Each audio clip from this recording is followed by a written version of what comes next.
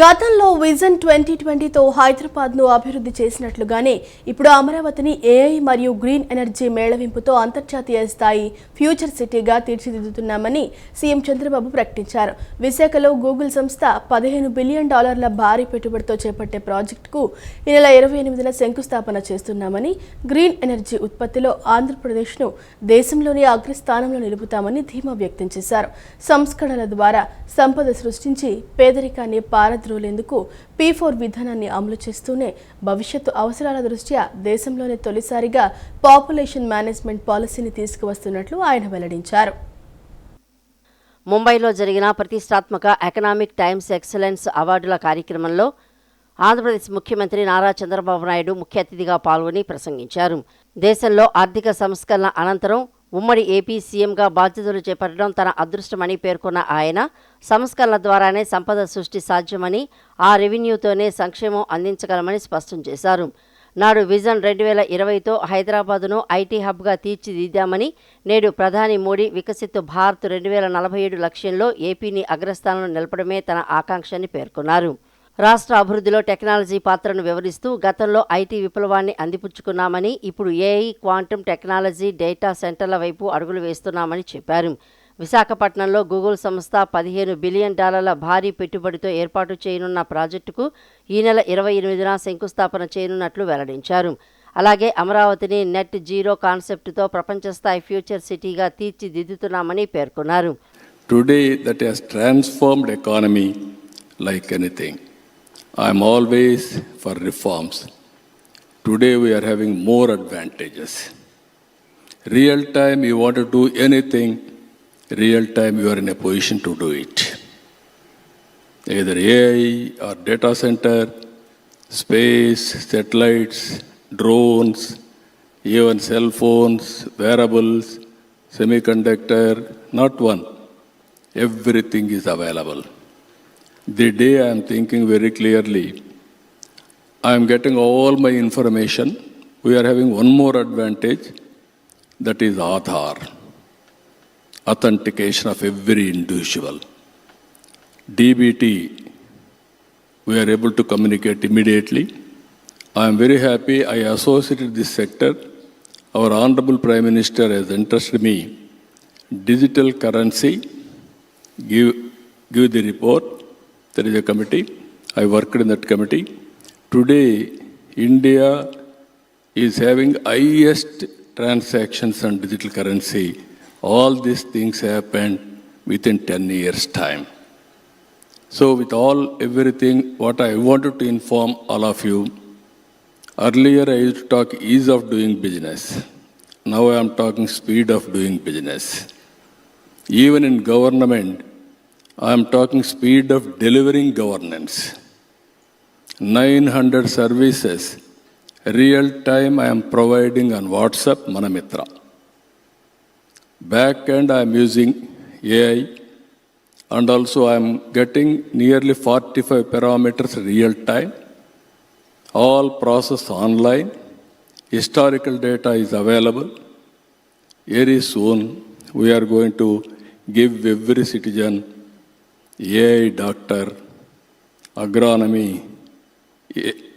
assistant, even tutor, AI tutor also we are going to give every person.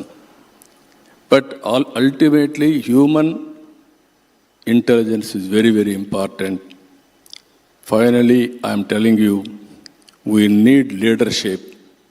You have proper leadership, you can do wonders now. The day will come. As on today you are seeing, earlier in the beginning I used to see, only we used to do job work. Around 2000 we have introduced reforms.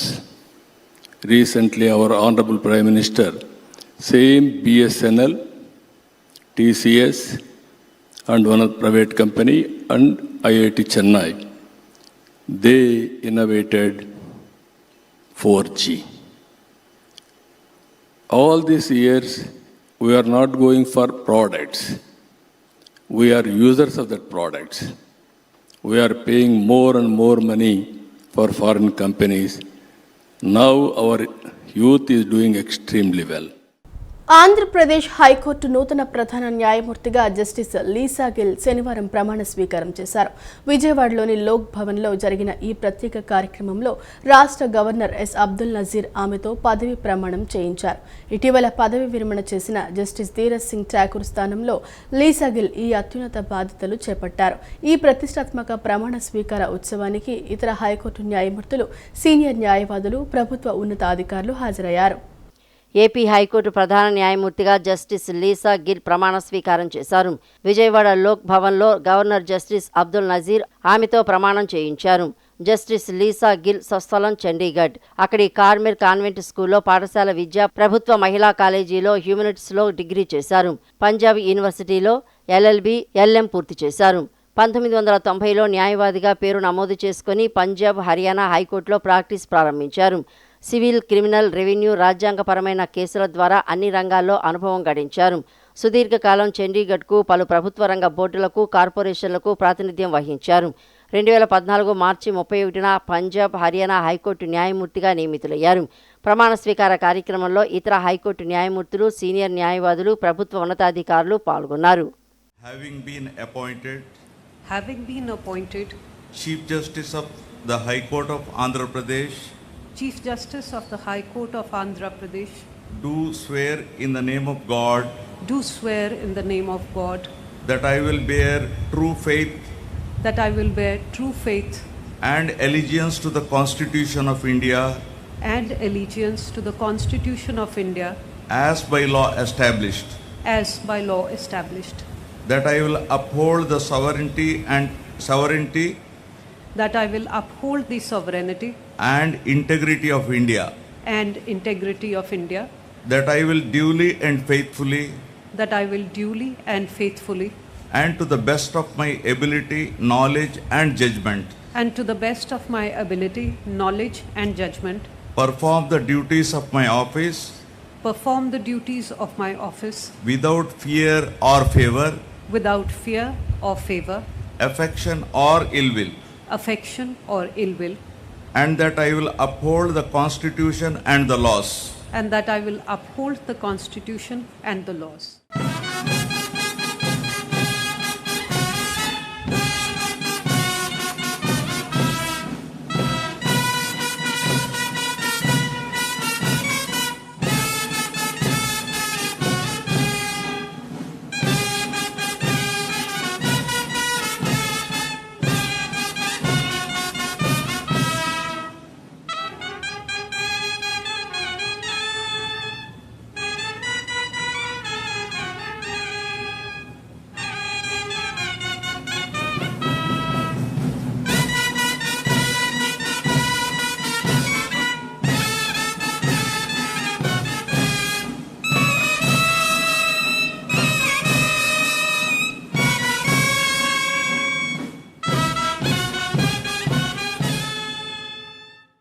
అమరావతిలో land pooling ప్రక్రియను వేగవంతం చేయాలని మంత్రి నారాయణ అధికారులను ఆదేశించారు.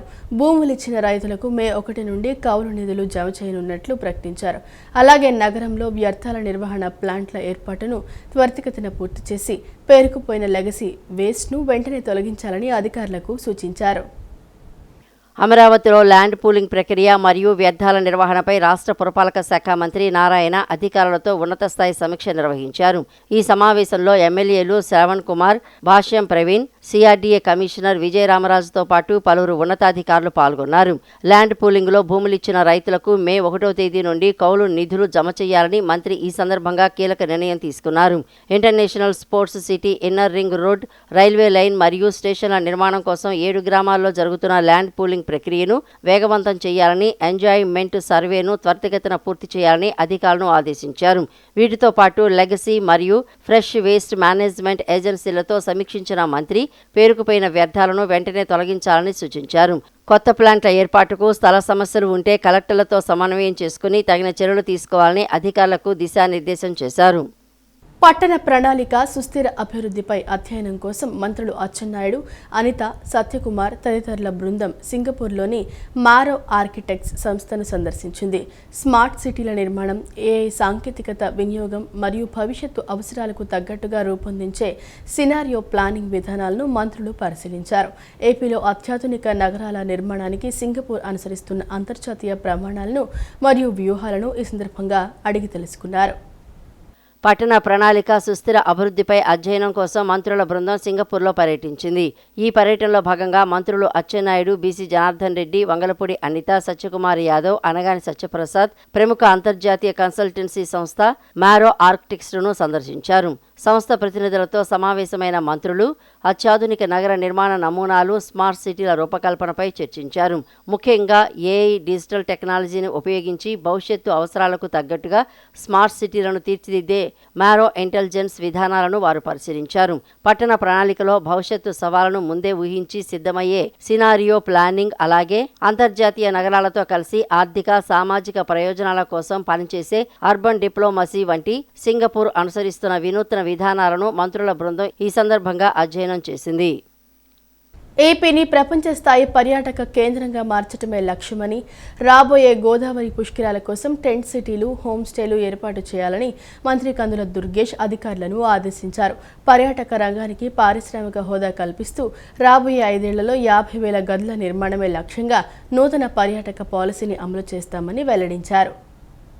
AP పర్యాటక రంగాన్ని ప్రపంచ స్థాయికి తీసుకువెళ్లడమే కూటమి ప్రభుత్వ ధ్యేయమని పర్యాటక శాఖ మంత్రి కందుల దుర్గేష్ అన్నారు.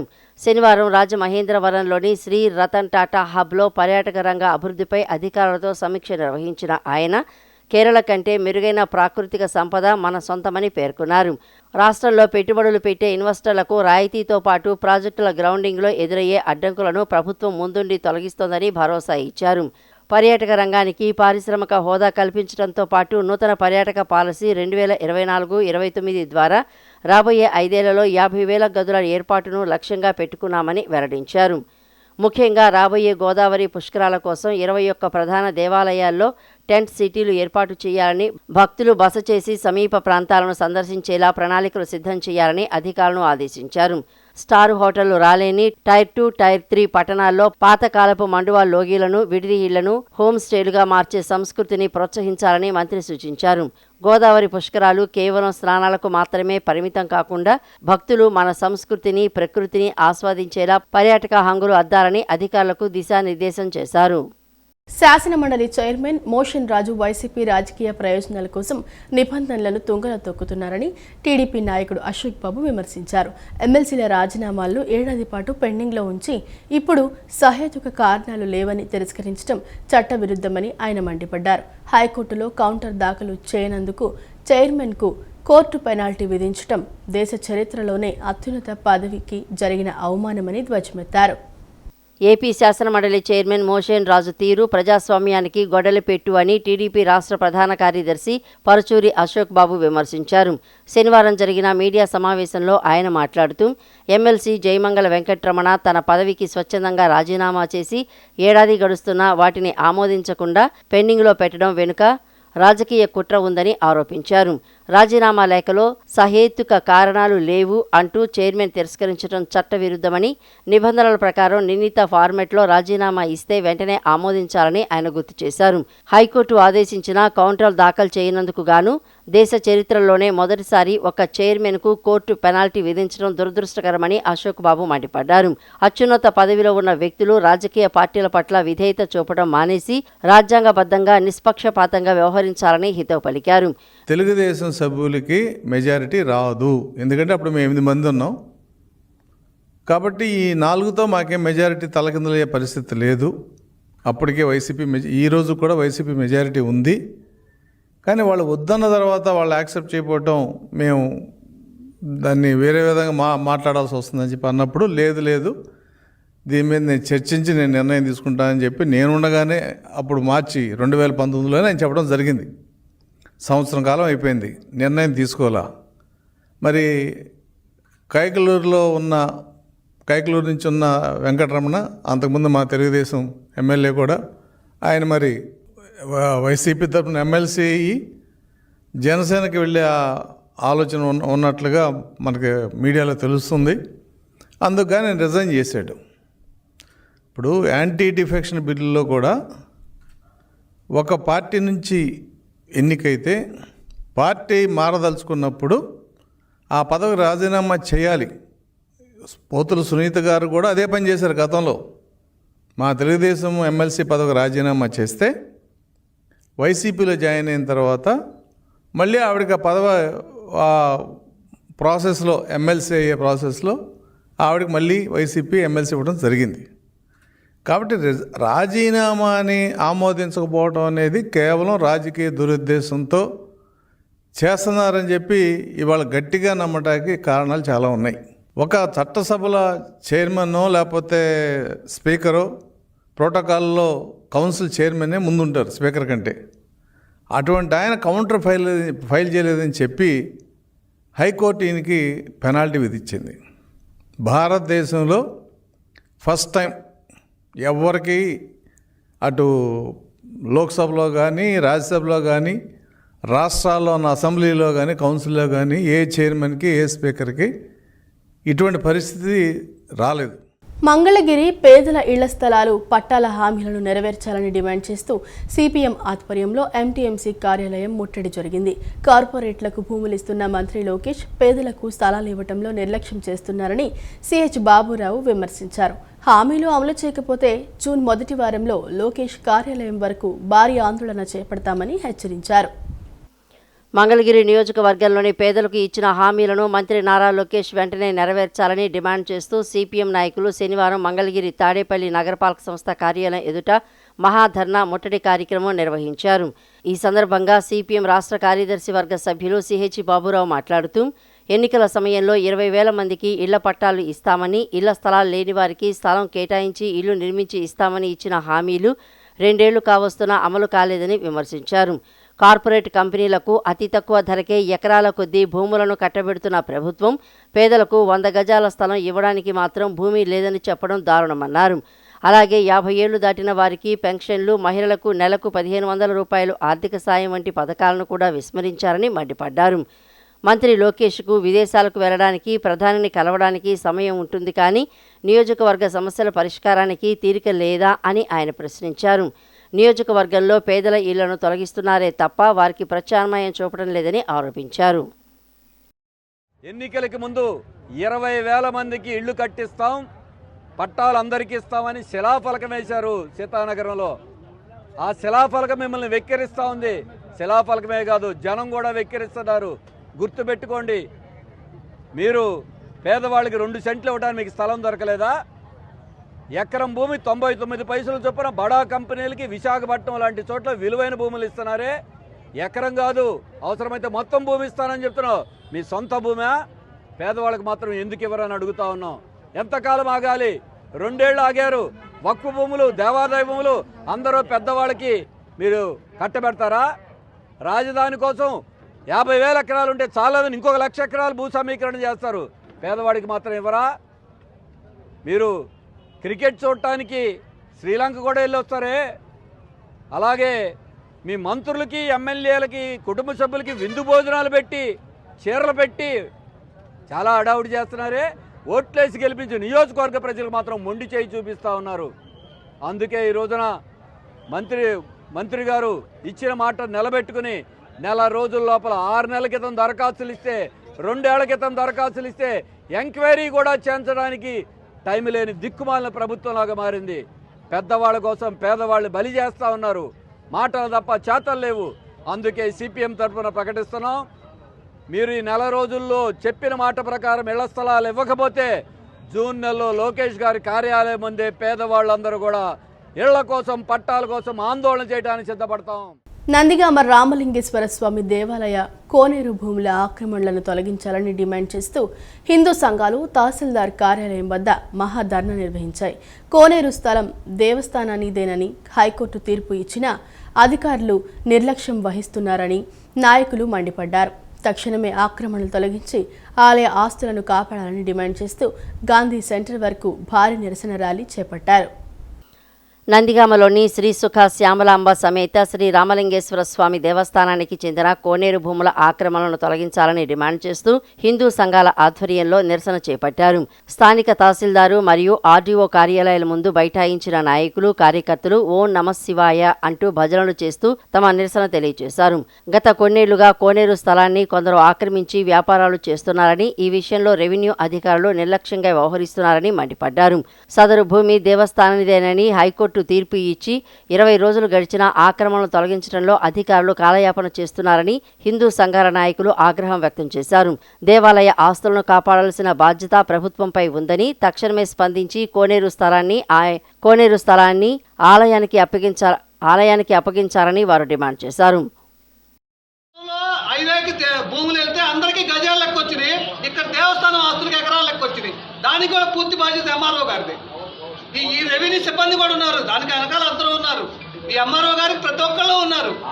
మరి ఎందుకు ఆయనకి రాంగ్ ఫీడింగ్ ఇస్తున్నారో తెలియదు, ఎంఆర్ఓ గారికి కావాలని చేస్తుందో తెలియదు. టోటల్గా ఎంఆర్ఓ గారు హిందూ వ్యతిరేకంగా పనిచేస్తున్నాడు. హిందూ దేవాలయానికి కొల్లబడుతుండు. వాళ్ళు కొంతమంది కాజేసే కబ్జాదారుల కంటే ఎంఆర్ఓ గారే ఎక్కువ సహకరిస్తుండు. అనంతరం కార్యాలయం నుండి గాంధీ సెంటర్ వరకు భారీ ర్యాలీ నిర్వహించి తమ నిరసనను వ్యక్తం చేశారు. ఈ కార్యక్రమంలో హిందూ సంఘాల నాయకులు, కార్యకర్తలు మరియు శివభక్తులు పెద్ద సంఖ్యలో పాల్గొన్నారు. రాష్ట్రంలోని 23 మండలాల్లో ఆదివారం వడగాల్పులు వీచే అవకాశం ఉందని రాష్ట్ర విపత్తుల నిర్వహణ సంస్థ ఎండీ ప్రఖర్ జైన్ హెచ్చరించారు. ఎండ తీవ్రత దృష్ట్యా ప్రజలు అప్రమత్తంగా ఉండాలని, బయటకు వెళ్లేటప్పుడు టోపీలు, సన్ గ్లాసెస్ ధరించాలని, శరీరంలో నీటి శాతం తగ్గకుండా నిమ్మరసం, మజ్జిగ, కొబ్బరి నీరు మరియు మంచినీరు ఎక్కువగా తీసుకోవాలని ఆయన ప్రజలకు విజ్ఞప్తి చేశారు. రాష్ట్రంలోని 23 మండలాల్లో ఆదివారం వడగాల్పులు వీచే అవకాశం ఉందని రాష్ట్ర విపత్తుల నిర్వహణ సంస్థ ఎండీ ప్రఖర్ జైన్ హెచ్చరించారు. విజయనగరం జిల్లాలోని 6 మండలాలు, పార్వతీపురం, మన్యం జిల్లాలో 12 మండలాలు, అల్లూరు జిల్లాలో 1 మండలం, పోలవరం జిల్లాలోని 4 మండలాల్లో వడగాల్పుల ప్రభావం తీవ్రంగా ఉంటుందని ఆయన తెలిపారు. శనివారం రాష్ట్ర వ్యాప్తంగా ఎండలు మండిపోయాయని, కర్నూలు జిల్లా నగర డోన్లో గరిష్టంగా 44.8 డిగ్రీల ఉష్ణోగ్రత నమోదైందని, 18 జిల్లాల్లోని 172 మండలాల్లో 41 డిగ్రీలకు పైగా ఉష్ణోగ్రతలు రికార్డయ్యాయని వెల్లడించారు. ఎండ తీవ్రత దృష్ట్యా ప్రజలు అప్రమత్తంగా ఉండాలని, బయటకు వెళ్లేటప్పుడు టోపీలు, సన్ గ్లాసెస్ ధరించాలని ఎండీ సూచించారు. ముఖ్యంగా గుండె సంబంధిత వ్యాధులు, బీపీ, షుగర్ ఉన్నవారు ఎండలో తిరగరాదని హెచ్చరించారు.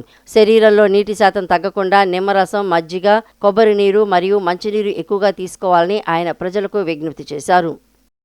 నగరం అందంగా ఉంటే ప్రజలు ఆరోగ్యంగా ఉంటారని విజయవాడ నగరపాలక సంస్థ కమిషనర్ ధ్యానచంద్ర అన్నారు. తన పర్యటనలో భాగంగా Prakasam barrage, canal road, MG road ప్రాంతాలని పర్యటించి క్షేత్రస్థాయిలో పారిశుద్ధ్య నిర్వహణ పరిశీలించారు. ఈ సందర్భంగా కమిషనర్ మాట్లాడుతూ నగరాన్ని అందంగా ఉంచితే ప్రజలు ఆరోగ్యంగా ఉంటారని, పారిశుద్ధ్య నిర్వహణలో ఎటువంటి లోపం లేకుండా చూసుకోవాలని, రహదారిలో పెట్టిన 3 చెత్తబుట్టలు ఖచ్చితంగా ఉన్నాయా లేవా, వాటిపైన ఏ చెత్త వేయాలి అని చూపించే స్టిక్కర్లు సరిగ్గా ఉన్నాయా లేదా ఎప్పటికప్పుడు అధికారులు పర్యవేక్షించి ఏమైనా లోపాలు ఉంటే వెంటనే సరిచేయాలని అధికారులను ఆదేశించారు. అలాగే తరచుగా వ్యర్థాలు ఎక్కువగా వేసే ప్రదేశాలలో గార్బేజ్ వల్ల రబుల్ పాయింట్స్ అందంగా పెయింట్లు వేసి హరితాన్ని పెంచి అందమైన ప్రదేశంగా మార్చాలని ఇంజనీరింగ్, హార్టికల్చర్, ప్రజారోగ్యం విభాగం సమన్వయంతో ఈ చర్యలు తీసుకోవాలని ఆదేశించారు. నగర అందానికి భంగం కలిగించే కేబుల్ వైర్లు, ఫ్లెక్సీలు, బ్యానర్లు పట్టణ ప్రణాళిక అధికారులు ఎప్పటికప్పుడు పర్యవేక్షించి తొలగించాలని ఆదేశించారు. ఏలూరు జిల్లా ముదినేపల్లి ప్రభుత్వ ఆసుపత్రిలో వైద్యం పక్కన పెట్టి మత ప్రచారాలు చేస్తున్నారని హైకోర్టు న్యాయవాది కనకపూడి సీను ఆరోపించారు. గాంధీనగర్ ప్రెస్ క్లబ్లో ఏర్పాటు చేసిన విలేకరుల సమావేశంలో మాట్లాడుతూ గత జనవరిలో అనారోగ్యం కారణంగా తాను ఆ ఆసుపత్రికి వెళ్లినప్పుడు సిబ్బంది ఎవరూ అందుబాటులో లేరని, దీనిపై ఆరా తీయగా డాక్టర్ శాంతిశ్రీ నేతృత్వంలో సిబ్బంది అంతా ప్రార్థనలో మునిగిపోయినట్లు తెలిసిందని పేర్కొన్నారు. పేషెంట్లను మత మార్పిడికి ప్రేరేపిస్తున్నారని, దీనికి సంబంధించిన ఆడియో, వీడియో ఆధారాలను అధికారులకు పంపినా స్పందన లేదని ఆయన ఆవేదన వ్యక్తం చేశారు. డిఎంహెచ్ఓ, హెల్త్ డైరెక్టర్, జిల్లా కలెక్టర్కు నోటీసులు ఇచ్చినా స్వయంగా కలిసి మొరపెట్టుకున్నా ఎటువంటి చర్యలు తీసుకోలేదని విమర్శించారు. ప్రభుత్వం తక్షణమే స్పందించి ఆసుపత్రిని ప్రక్షాళన చేయాలని డిమాండ్ చేశారు. ప్రార్థన చేసుకుంటే తగ్గిపోయిద్ది అని వచ్చిన వాళ్ళకి తెలియపరుస్తున్నారని నాకు చాలా విషయాలు తెలిసినాయి. ఆ తెలిసిన తర్వాత నేనేం చేశానంటే ప్రత్యేకంగా నేను కొన్ని వీడియోలు, తర్వాత ఆడియోలు, వాళ్ళు చర్చించుకున్న విషయాలు అన్నీ ఎవిడెన్స్ అనేది కలెక్ట్ చేసుకున్నాను. కలెక్ట్ చేసుకున్న తర్వాత దీన్ని ఏం చేయాలని అనుకున్నానంటే, ఇది పబ్లిక్ ఇష్యూ వెళ్తే ప్రభుత్వానికి వీళ్ళకి కొంచెం ఇబ్బంది అవుద్ది, ఇది వ్యతిరేకత అనేది అవుద్ది, ప్రభుత్వ అధికారులకు ఇబ్బంది అవుద్ది అని నేను ప్రత్యేకంగా ఒక నోటీసు సంబంధిత అధికారులకి నేను నోటీస్ పంపించాను.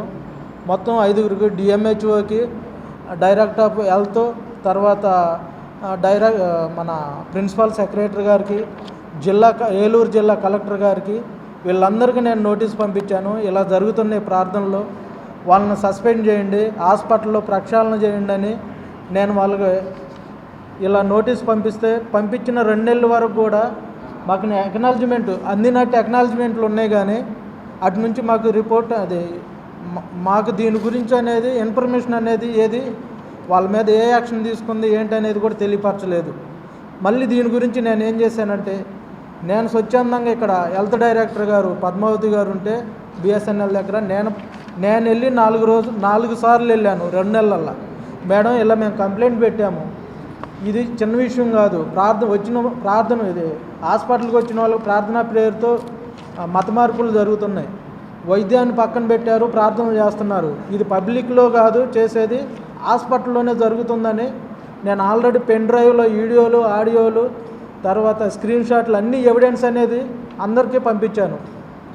ఎందుకంటే మత మార్పులు హాస్పిటల్లో జరుగుతున్నాయి, దీని మీద యాక్షన్ తీసుకోండి, చర్యలు అనేది తీవ్రంగా తీసుకోండి, ప్రక్షాళన చేయండి, అక్కడ ఎవరైతే హాస్పిటల్లో ప్రార్థనలో పాల్గొన్నారో వాళ్ళందరినీ ప్రక్షాళన చేసి ఇక్కడ ఎలాంటి ఏపీలో అనేది జరగకుండా చూడాలని నేను కేజీబీవీలలో పనిచేస్తున్న బోధనా సిబ్బందికి మినిమం టైం స్కేల్ అమలు చేయాలని, రెగ్యులరైజేషన్ ప్రక్రియ ప్రారంభించాలని ఏపీ సమగ్ర శిక్ష contract and outsourcing employees forum JAC రాష్ట్ర ప్రధాన కార్యదర్శి స్టేట్ ప్రెసిడెంట్ బాలకాశి డిమాండ్ చేశారు.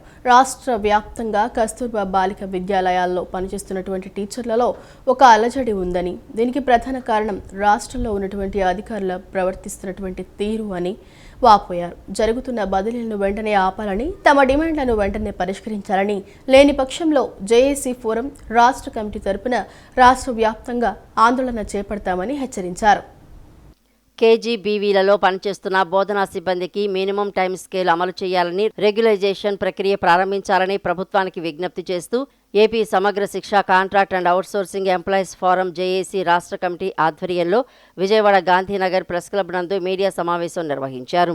ఈ సందర్భంగా ఏపీ సమగ్ర శిక్ష contract and outsourcing employees forum JAC రాష్ట్ర అధ్యక్షులు బాలకాశి, కార్యదర్శి కె విజయ్ మాట్లాడుతూ రాష్ట్ర వ్యాప్తంగా కస్తూరిబా గాంధీ బాలిక విద్యాలయాలు వెనుకబడిన ప్రాంతాల్లో సుమారుగా 354 ఉన్నాయని, వీటిలో ఉపాధ్యాయులుగా మహిళలు 6,000 మంది వరకు పనిచేస్తూ ఉన్నారని చెప్పారు. వీరందరికీ మినిమం టైం స్కేల్ అమలు చేయాలని, రెగ్యులైజేషన్ ప్రక్రియ ప్రారంభించాలని 2022లోనే కోర్టు తీర్పు ఇచ్చినప్పటికీ రాష్ట్ర ప్రభుత్వాలు అమలు చేయకపోవడం బాధాకరమన్నారు. రాష్ట్ర వ్యాప్తంగా కస్తూరిబా బాలిక విద్యాలయాల్లో పనిచేస్తున్నటువంటి టీచర్లలో ఒక అలజడి ఉందని, దీనికి ప్రధాన కారణం రాష్ట్రంలో ఉన్నటువంటి అధికారులు ప్రవర్తిస్తున్నటువంటి తీరు అని వాపోయారు.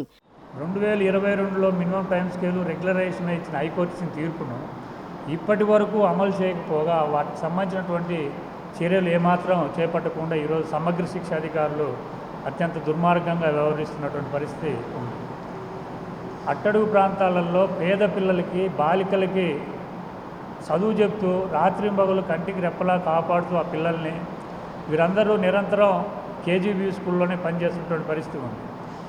చాలిన వేతనాలతో పనిచేస్తూ ఉన్నారు. మాకు మినిమం టైం స్కేల్ ఇవ్వండి, సమాన పనికి సమాన వేతనం ఇవ్వండి అని చెప్పేసి ఉద్యోగులు హైకోర్టును ఆశ్రయించగా గౌరవ హైకోర్టు వీళ్ళకి అనుకూలంగా తీర్పునిచ్చింది. తక్షణ మినిమం టైం స్కేల్ అమలు చేయాలని చెప్పింది. ఇదే రాష్ట్ర ప్రభుత్వం గతంలో జీవోలు కూడా ఇచ్చున్నది. అంటే ప్రభుత్వం ఇచ్చినటువంటి జీవోలు వీరికి అమలు చేయటం లేదు, గౌరవ హైకోర్టు ఇచ్చినటువంటి జడ్జిమెంట్లు కూడా వీళ్ళకి అమలు చేయకపోగా ఈరోజు బలవంతంగా కేజీబీలో పనిచేసినటువంటి టీచింగ్ సిబ్బందిని మేము బదిలీలు చేస్తామని మెడ మీద కత్తిపెట్టి బెదిరించి వాళ్ళతోటి ఈరోజు ఒప్పంద పత్రాలు తీసుకునే పరిస్థితి సమగ్ర శిక్షాధికారులు చేస్తూ ఉన్నారు. హైకోర్టులో క్లియర్గా చెప్పింది, వీళ్ళు కాంట్రాక్ట్ ఉద్యోగులనే మీరు బదిలీ చేయడానికి వీల్లేదు, వీళ్ళకి అన్ని అవకాశాలు కల్పించి రాష్ట్ర ప్రభుత్వము కేంద్ర ప్రభుత్వము మీరు 2 కలగలుసుకొని వీళ్ళకి బడ్జెట్ కేటాయించి వీళ్లకు తగినంతటువంటి వేతనం, సమాన పనికి సమాన వేతనం అమలు చేసి ప్రభుత్వం ఇచ్చేటువంటి రెగ్యులర్ ఉద్యోగులకు ఇచ్చేటువంటి అన్ని బెనిఫిట్స్ వీళ్ళకి అమలు చేసి మీరు బదిలీలు చేయండి. అంతేగాని బలవంతం బదిలీలు చేస్తూ చాలీచాలని వేతనాలతో పనిచేస్తున్నటువంటి మహిళా ఉద్యోగుల పట్ల మీరు ఈ విధంగా ప్రవర్తించడం కరెక్ట్ కాదని 2022 సెప్టెంబర్లో హైకోర్టు స్టే విధించి బదిలీలను ఆపింది. మళ్ళీ ఇప్పుడు ఆ రోజు హైకోర్టు ఇచ్చినటువంటి తీర్పును తుంగలో తొక్కి ఈరోజు మళ్ళా రాష్ట్ర అధికారులు ఎలాంటి ప్రొసీడింగ్ లేకుండా ఒక నియంతల ఒక రాజుల ఎటువంటి ప్రొసీడింగ్ ఇవ్వకుండా గవర్నమెంట్ జీవోలు ఇవ్వకుండా వాట్సాప్ మెసేజ్ల ద్వారా ఓరల్ ఇన్స్ట్రక్షన్స్ ద్వారా బెదిరించి అదిలించి మేము బదిలీ చేస్తామని భయభ్రాంతులకు గురి చేస్తున్నారు. ఎన్టీఆర్ జిల్లా కంచికచర్ల సమీపంలోని 65వ జాతీయ రహదారిపై జరిగిన రోడ్డు ప్రమాదంలో ఒకరు మృతి చెందగా మరొకరి పరిస్థితి విషమంగా ఉంది. కంచికచర్ల నుంచి అరటికాయల లోడుతో నందిగామ వైపు వెళ్తున్న ఆటోను విజయవాడ నుంచి హైదరాబాద్ వెళ్తున్న కారు వెనుక నుండి బలంగా ఢీకొట్టింది. ఈ ప్రభావంతో ఆటో అదుపు తప్పి హైవే పక్కన ఉన్న గుంతలో పడి బోల్తా కొట్టింది. ఈ ప్రమాదంలో కంచికచర్లకు చెందిన ఆటో డ్రైవర్ షేక్ బాబు అక్కడికక్కడే మృతి చెందగా ఆటోలో ప్రయాణిస్తున్న ఒక మహిళ తీవ్రంగా గాయపడింది. ఆమె పరిస్థితి విషమంగా ఉండడంతో చికిత్స నిమిత్తం ఆసుపత్రికి తరలించారు.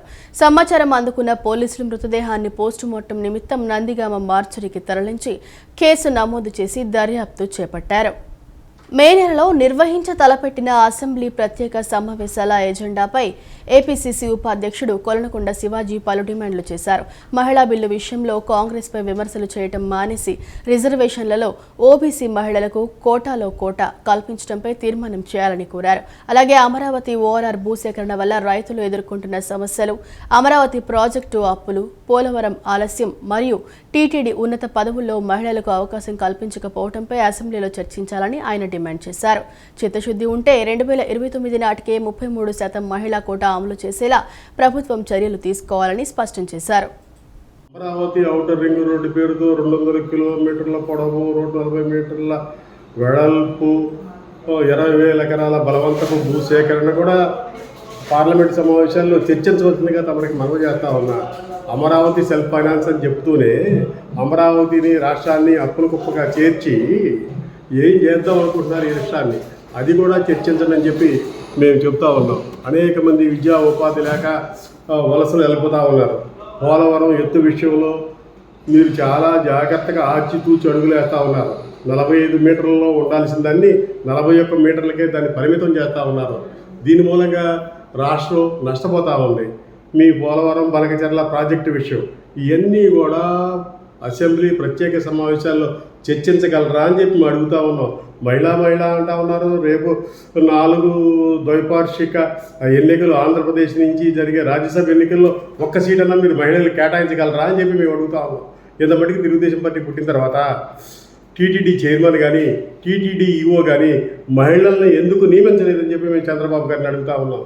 మీరు మహిళని టార్గెట్ చేసి, లక్ష్మీపార్వతి గారిని టార్గెట్ చేసి మీరు అధికారంలోకి వచ్చిన వాళ్ళు మహిళల మీద ప్రేమ కనపడతా ఉన్నారు.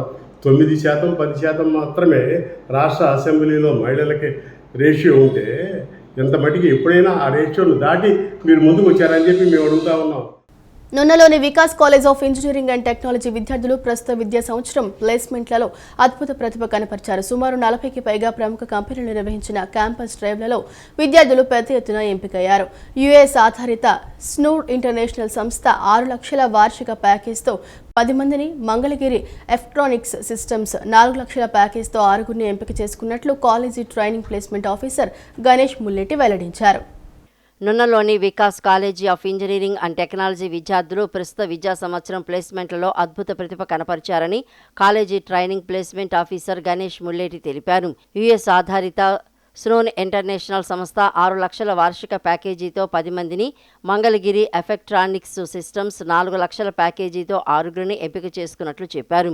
విద్యార్థులకు ద్వితీయ సంవత్సరం నుంచే ప్రొఫెషనల్ డెవలప్మెంట్ ప్రోగ్రామ్స్ ద్వారా శిక్షణ ఇవ్వడం వల్ల ఫైనల్ ఇయర్ విద్యార్థులకు 100% ప్లేస్మెంట్ లభించాయని చెప్పారు. I am very happy and proud to state that I have placed in Shinor International LLC with the package of 6 LPA. I would like to thankful to my college management for guiding and support throughout my journey. My sincere thanks to our chairman sir, Nasreddy sir, Kirti ma'am for creating positive learning environment. And my special thanks to our placement head Ganesh sir. I'm very happy to share that I selected in Snore International LLC company package of 6 LPA. I would like to express my sincere gratitude to college management, Narsheti Sir Garu, our executive. Today I am very happy to announce that I have been selected in Snore International LLC with the package of 6 LPA. I want to share my special gratitude to Vikas College of Engineering and Technology, Snore International Company with the package of 6 LPA, and I say special thanks to our college management providing this wonderful opportunity, and very special thanks to our college executive director Kirti ma'am, and also to the placement department and the head of the placement. Around snore international LLC అని చెప్పి ఒక US కంపెనీకి 6 lakh package చెప్పిన almost ఒక 10 students మా దానిలో select అయ్యారు. అలాగే సేమ్ టైం ఈసీ బ్రాంచ్ నుంచి మాకు ఎఫెక్ట్రానిక్స్ మంగళగిరిలో ఉన్న ఎఫెక్ట్రానిక్స్ సిస్టమ్స్ ప్రైవేట్ లిమిటెడ్ అని చెప్పి దానిలో కూడా 4 lakh పర్ యానం ప్యాకేజ్తో ఒక 6 members సెలెక్ట్ అయ్యారండి. And not only this, in Vikas college of engineering technology నున్నాలో మేము ఒక ప్లేస్మెంట్స్ మీదే కాన్సన్ట్రేట్ చేయడం కాకుండా పిల్లల్ని ఒక గ్లోబల్ ఎన్విరాన్మెంట్కి అలవాటు అయ్యేటట్టు. ఈ వార్త ఇంతటితో సమాప్తం. నమస్కారం.